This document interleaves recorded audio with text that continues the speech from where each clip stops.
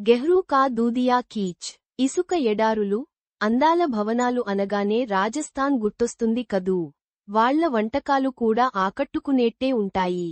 వాటిల్లో గెహ్రూ కా దూదియా కీచ్ మరీ ప్రత్యేకమైంది.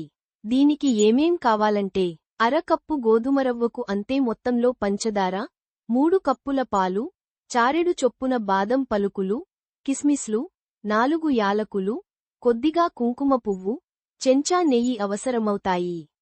తయారీ కూడా సులువే. గోధుమరవ్వలో కప్పు నీళ్లు, ఇంకో కప్పు పాలు పోసి సన్న సెగ మీద ఉడికించాలి.